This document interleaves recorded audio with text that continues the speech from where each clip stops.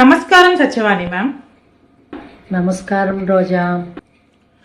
ఈరోజు మనం మాట్లాడుకునే టాపిక్ ఏంటండి?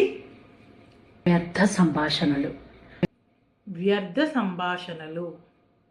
ఓ, చాలా మంచి టాపిక్ అండి. కొంతమంది అనవసరంగా వేరే వాళ్ళ గురించి మాట్లాడుతూ ఉంటారు.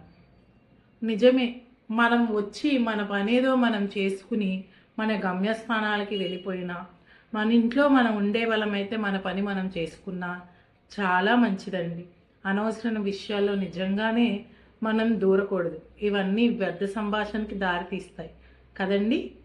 సరే ఫ్రెండ్స్, ఈరోజు మనం వ్యర్థ సంభాషణల గురించి వివరంగా తెలుసుకుందాం. ఎవరికి ఉపయోగం లేనివి ఈ వ్యర్థ సంభాషణలు.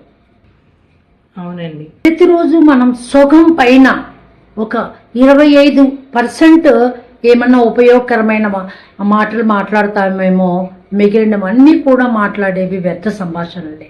పనికిరావు, నీకు ఉపయోగం ఉండదు, ఎదుటి వ్యక్తికి ఉపయోగము లేదు.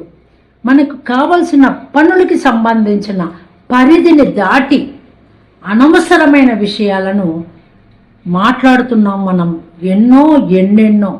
ఒక్కసారి ఆలోచించండి, పునశ్చరణ చేసుకోండి. ఓకే, ఈరోజు ఇప్పటి వరకు ఎన్ని వ్యర్థ సంభాషణలు మాట్లాడారో కదా గుర్తు తెచ్చుకోండి. ఇద్దరు మాట్లాడుకునేటప్పుడు 25% కరెక్ట్గా మీరు అసలు విషయాలు మాట్లాడేది, మిగిలింది మొత్తము వ్యర్థమైనవే, వేస్ట్వే. దానికన్నా మాట్లాడకుండా ఉండటం ఉత్తమం కదా. మన అమూల్యమైన కాలాన్ని ఉబుసుపోక టైం పాస్ కోసమని ఈ వ్యర్థ సంభాషణలు మాట్లాడటం ఎందుకండి? పక్కవాడు అమెరికా వెళ్తే మనకెందుకు? పొరుగింటి వాడు ఏ పుల్లకూర రుచి కూర చేసుకున్నా కూడా మనకెందుకు? పక్కింటి మీనాక్షి పట్టు చీర కడితే మనకెందుకు? నేత చీర కట్టుకుంటే మనకెందుకు? సుబ్బారావు మారుతి కారు కొనుక్కుంటే మనకెందుకు? లేకపోతే రమేష్ కారు అమ్ముకుంటే మనకెందుకు? ఏదైనా మనకు అనవసరమైన విషయాలే కదా.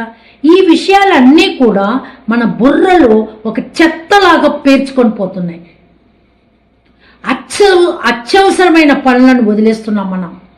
ఊకదంపుడు పనులు, మాటలు ఎక్కువ మాట్లాడుతున్నాం. ఏం ప్రయోజనం దీనివల్ల? ఏమన్నా ప్రయోజనం ఉందా? ప్రయోజనం ఉంటే ఓకే, మాట్లాడండి.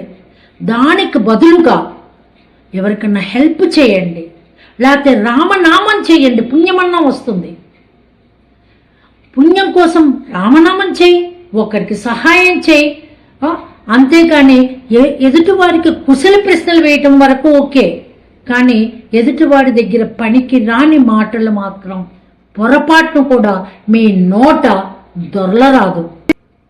నిజమే. అవాకులు చవాకులు మాట్లాడటం ఎందుకమ్మా? నోటికి వచ్చిందల్లా మాట్లాడకండి. అవమానాలు ఎదుర్కోవాల్సి ఉంటుంది ఒక్కొక్కప్పుడు ఈ మాటల వలన. అటువంటి వ్యక్తికి అసలు మర్యాద కూడా ఉండదు. అతి వాగుడు వాగేవాడికి మర్యాద కూడా ఉండదు, మన్ననలు పొందలేడు, ఇబ్బంది పాలవుతాడు. నాకు తెలిసి అవాకులు చెవాకులు మాట్లాడి ఉద్యోగం పోగొట్టుకున్న వాళ్ళు తెలుసు, నేరాలలో ఇరుక్కున్న వాళ్ళు నాకు తెలుసు.